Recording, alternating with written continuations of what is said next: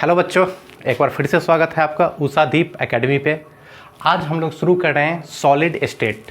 Physical chemistry का पहला chapter है क्लास 12th का, जिसमें हम लोग एक शॉट में सॉलिड स्टेट में जो भी पढ़ना है वो सारे एस्पेक्ट देखेंगे और एग्जामिनेशन पॉइंट ऑफ व्यू से 1 घंटा में हम अच्छे से सॉलिड स्टेट को रिवाइज करेंगे।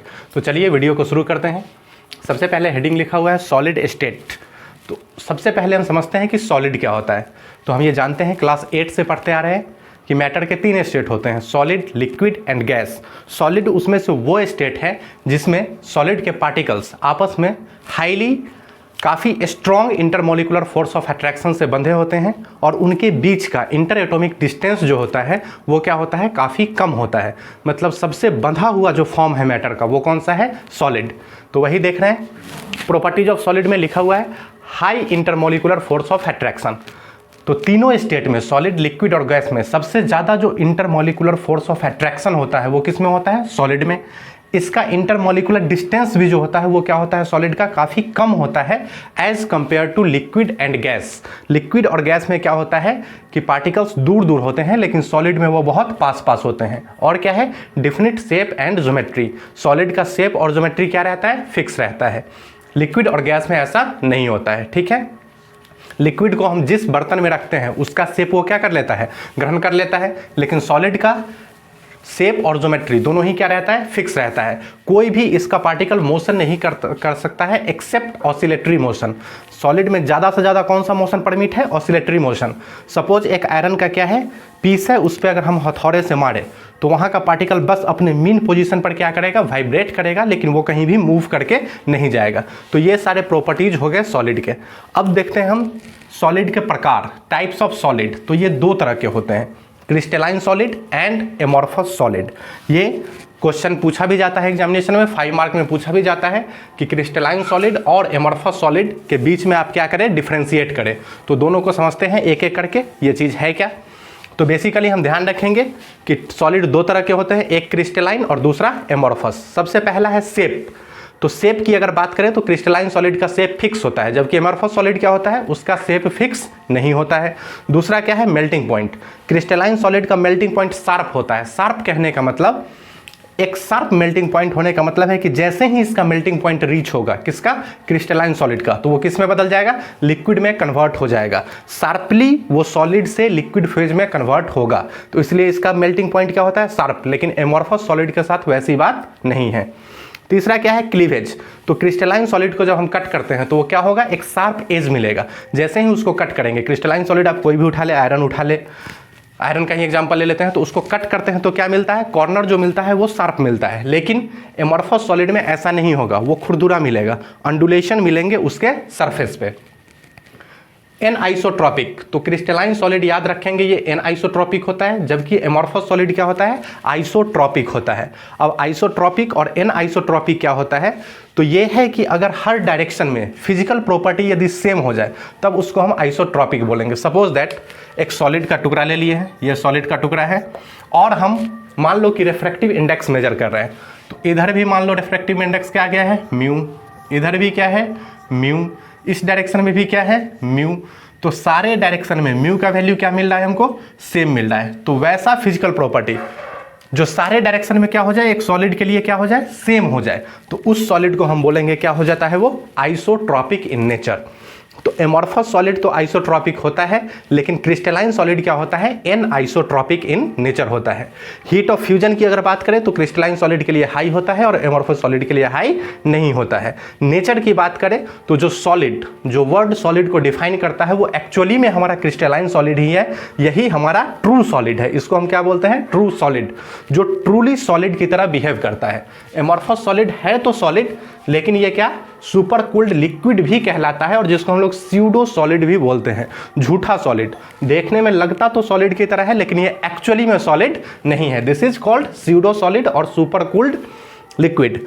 सुपर कूल्ड लिक्विड कहने का मतलब है कि ये सॉलिड लिक्विड की तरह भी बिहेव कर जाता है। अगर हम इसके एग्जाम्पल पे ध्यान दें तो क्रिस्टलाइन सॉलिड में क्या आ जाएगा, कोई भी क्रिस्टलाइन सॉलिड, जैसे NaCl हो गया या आयरन हो गया, कॉपर हो गया, सब किस में आएंगे, क्रिस्टलाइन सॉलिड में।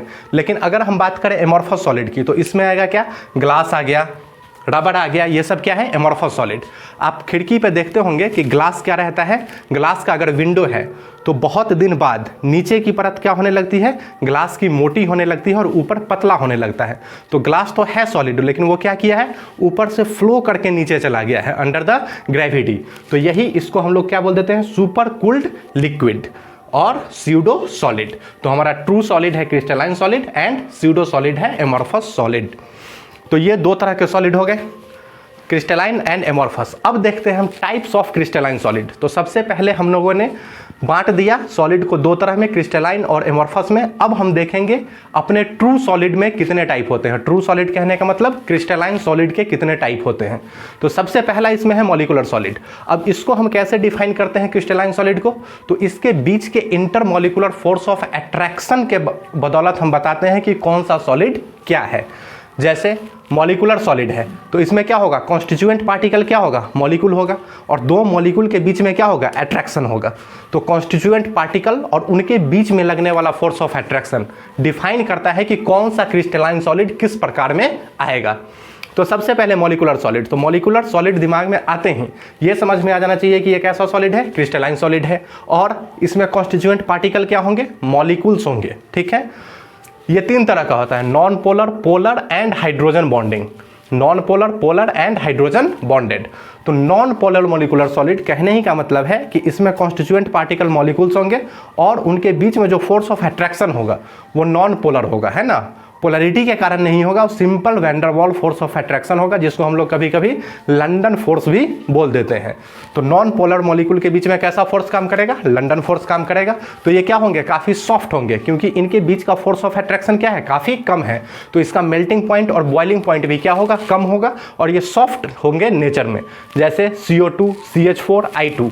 और ये सब सॉलिड जो होते हैं ये रूम टेम्परेचर पे क्या मिलेंगे, आपको लिक्विड के रूप में मिलेंगे। ठीक है, उसके बाद हम लोग देखते हैं पोलर। तो पोलर क्या होता है, HCl, SO2, NH3, ये सब हो गया पोलर।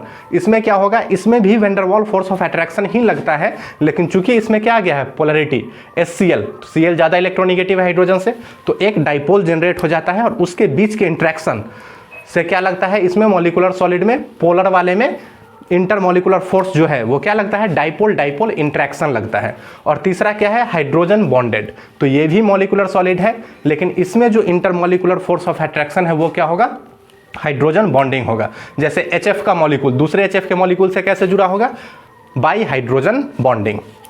आयोनिक सॉलिड में क्या होगा, तो आयोनिक सॉलिड में कॉन्स्टिट्यूएंट पार्टिकल्स आयंस होंगे। ठीक है, और उनके बीच में जो फोर्स ऑफ अट्रैक्शन होगा वो कैसा होगा, इलेक्ट्रोस्टैटिक फोर्स ऑफ अट्रैक्शन या आयोनिक फोर्स ऑफ अट्रैक्शन। और ये क्या होता है, सबसे ज़्यादा स्ट्रॉन्ग होता है। तो ये काफ़ी हार्ड एंड ब्रिटल होते हैं। कौन सा, आयोनिक सॉलिड। एग्जाम्पल इसका क्या हो गया, NaCl, Na+ और Cl- के बीच में कैसा अट्रैक्शन होता है, आयोनिक अट्रैक्शन है, इलेक्ट्रोस्टैटिक अट्रैक्शन है। ठीक है, उसके बाद देखते हैं मेटालिक सॉलिड। तो मेटालिक सॉलिड क्या हो गया, सिंपल मेटल से बना हुआ, कॉन्स्टिट्यूएंट पार्टिकल क्या होंगे, मेटल होंगे, और उससे बना हुआ सॉलिड क्या कहलाएगा, मेटालिक सॉलिड। जैसे आयरन का पीस ले लो, कॉपर का पीस ले लो, एल्युमिनियम का पीस ले लो, ये सब कैसे हैं, मेटालिक सॉलिड हैं।